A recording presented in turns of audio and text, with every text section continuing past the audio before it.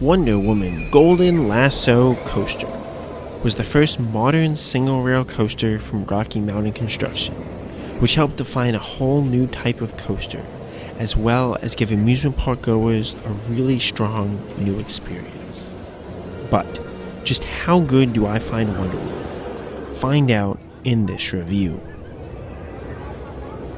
Single-rail coasters have some random smaller ones throughout the world, but mainly rose to prominence with the single-rail Raptor coasters, of which Wonder Woman Golden Lasso Coaster at Six Flags Fiesta, Texas was the first.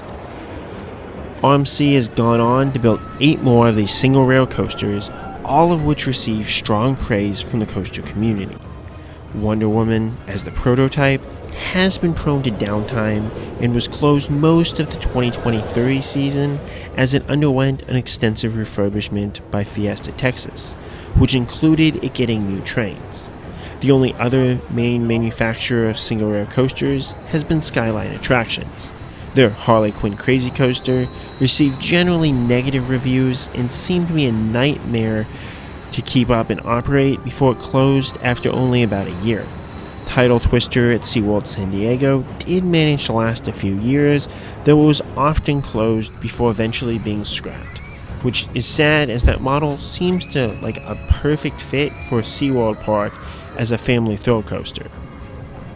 Both Kid Flash Comet coasters have experienced similar downtime and are currently standing but not operating, which is sad as Kid Flash does offer a nice family coaster for Fiesta, Texas, and presumably Six Flags Over Georgia as well. In 2021, Intimate debuted the Hot Racer single rail model to compete with RMC's, with the first opening as Big Dipper at Luna Park, and the second as Muhaka at Wallaby Rhone Alps, which takes that model to a very competitive level with the RMC single rail coaster.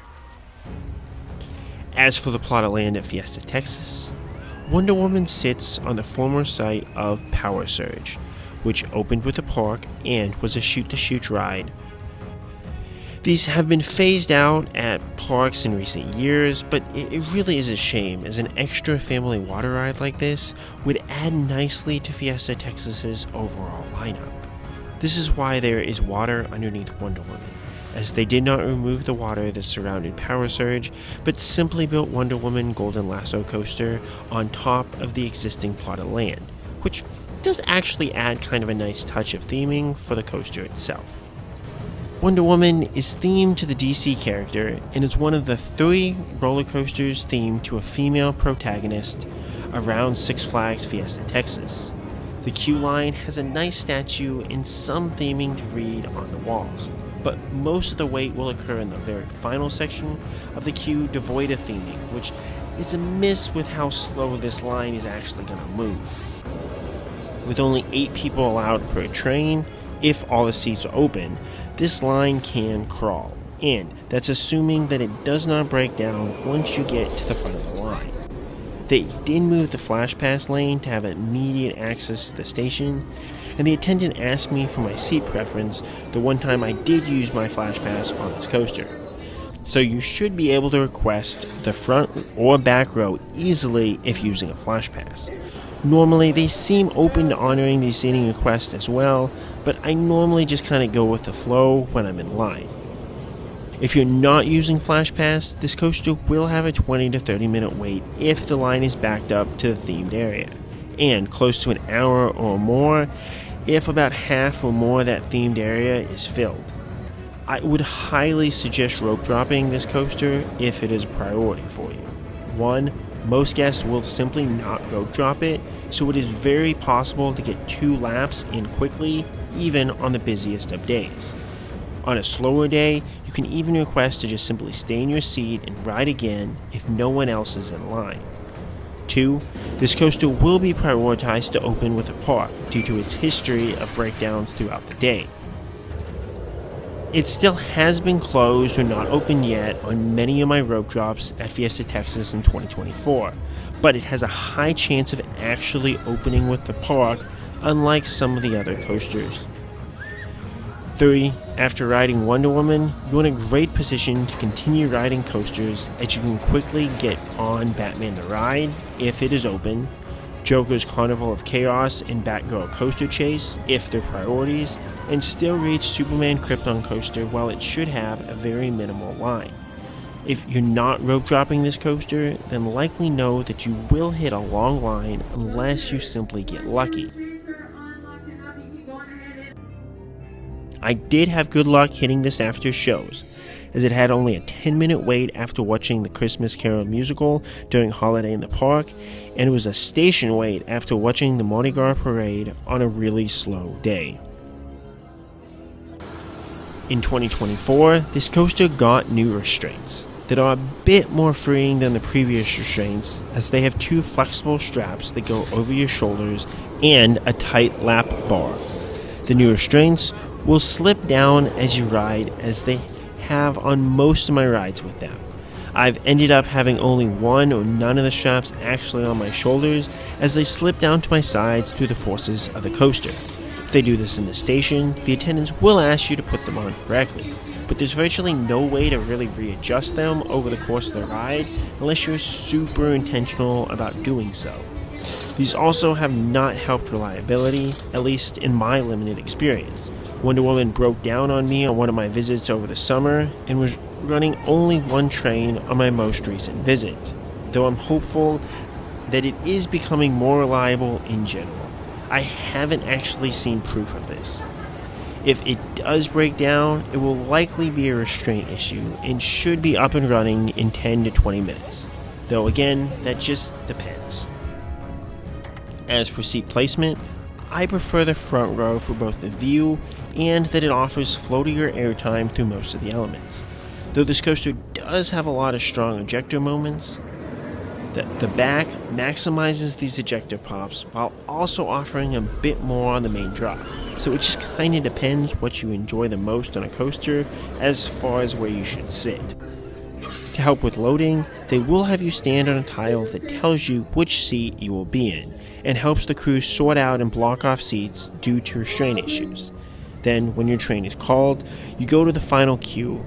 To help with loading, an attendant will give you a community bin to store your phones and cups in, which does make me a little nervous as someone else's stuff could crush or get my stuff wet, but after getting the all clear to leave the station, which never seems assured with this coaster, you ascend the 113-foot tall lift hill. The turnaround on this is a bit scary, as you are really exposed and get a nice visual of looking up at the canyon's edge. Then, you nicely crest the drop, which allows you to get some speed into it. This drop looks really scary off-ride, but has only been pretty good for me on-ride. I feel like Dr. Diabolicals and the Iron Rattlers, under the right conditions, have a bit more to offer. In the back, this does have some extra nice forces to it, especially with the new trains, but it still isn't super incredible, at least for me. Then, you're thrown into the fast-paced layout of this coaster.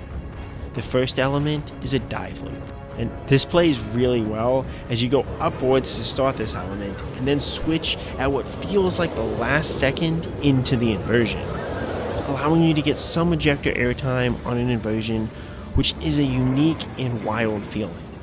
Then you go over a powerful bunny hill that throws you upwards. Normally, this is where those new restraints are sliding down my shoulders with the sheer force of this element. Then there's a small valley which turns into a small S-shaped bend. This gives you some slower speed and a chance to catch your breath, which, despite only having a few elements before this, they are so strong and quick, you need a little breather. Plus, the laterals and speed here still make for a fine element that most coasters would be better off having. The drop off the S-shaped bend offers some airtime, and then you go through a cutback that is essentially like if you built a corkscrew wrong in Roller Coaster Tycoon. But it blends a quasi-inversion with the strength of this coaster and plays very well for a turnaround element. Next, you go through a traditional corkscrew that is a bit floaty, though you're still going pretty fast through it. Finally, you have a turnaround that leads into a pop-up into the final brake run. Overall, how good is Wonder Woman Golden Lasso Coaster? This is a really short coaster, or at least it feels really short, but it packs nice punches. Every element is strong and feels like 2 or 3 different elements with all the various forces that each will throw at you. For fans of strong pacing, y'all are gonna love this rapid fire sequence of elements. But for me, it is nice, but not really worth the wait as it feels really short. Riding twice in a row though does elevate the experience, and it is growing on me, especially with the new Restraints. But ejector style airtime just is not my favorite, so it can only do so much for me. For these reasons, I rank it lower than others might, placing right above Texas Tornado at Wonderland, which offers a solid layout while having 3 incredible kinks during moments of high positive G's, and right below Cheetah Hunt at Busch Gardens Tampa Bay, which is a beautiful and powerful launch coaster. How good do you find Wonder Woman Golden Lasso Coaster? Do you feel it's too short? What experience have you had having to wait for this coaster? Let me know, and as always, Cup Coon Crap.